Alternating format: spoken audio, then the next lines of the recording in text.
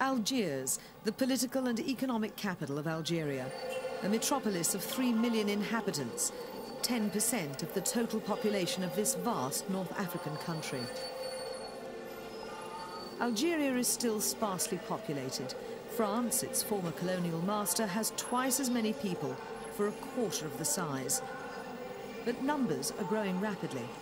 With more than half of all Algerians under 20 years of age, education and job prospects are poor after 6 years of violent unrest. But change is at hand. I don't think that the situation in Algeria is still dangerous. I believe it's improving. Along the Mediterranean seafront, a promenade area, inaugurated only a few months ago, gives Algiers the look of a holiday resort. Deceptively so, many of the young people here have no work and no hope. The authorities could at least do something for us. We want job opportunities so we can survive. I want to go away. I don't want to stay here. I want to leave. What we want is peace. We want peace. We work, we look after our country and after the Algerian flag. The new president, Abdelaziz Bouteflika, promised political stability and economic security. Voters gave him a big majority in the April election, and with such a clear mandate, Bouteflika will have to deliver. Negotiation with the banned Islamic Salvation Front, FIS, is a priority.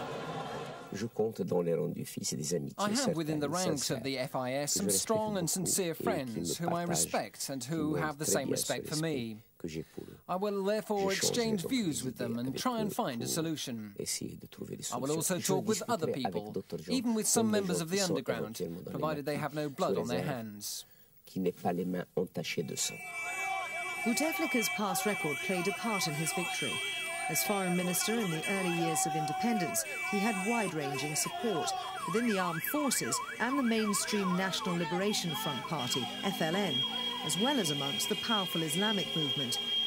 But while his supporters celebrated, militant Islamic groups denounced the election as fraudulent. All other candidates had withdrawn just before polling day, leaving Bouteflika unchallenged. The new president will need all his political acumen to negotiate an end to the Islamist insurgency, which has claimed up to 80,000 victims. With national reconciliation, liberalising the economy is also on the agenda after decades of state control. My goal is to keep my promises, which are very simple. Firstly, to stop the bloodshed, and I will stop the bloodshed. Secondly, to reform the Algerian economy. Thirdly, to restore the dignity of the Algerian people. And fourthly, to give back to Algeria its rightful place on the international stage. People's high expectations after the carnage of recent years are reflected in the media. The independent sector was born 10 years ago, when the constitution was amended to allow for a move from a socialist, single-party regime ruled by the FLN to a multi-party system. What happened next, the army's intervention to prevent the FIS from winning the next election, led to the bloodshed. The role and place of a free, independent press cannot be denied, contested or avoided. We noticed, for example, during this latest election, during the last days before the election, and on the day of the election, we noticed that at the level of the public media, for example, the television and the newspapers, which are still state-owned, the claims and statements of the opposition were completely blanked out. However, the protests of the opposition were taken on board by the private sector, by the independent press. This means that in the present circumstances, freedom of expression is very important for the ongoing process of democratization. Women have played a major role in the process. Relatives have disappeared, have lobbied hard for peace. Thousands have lost fathers, husbands or sons and been left destitute.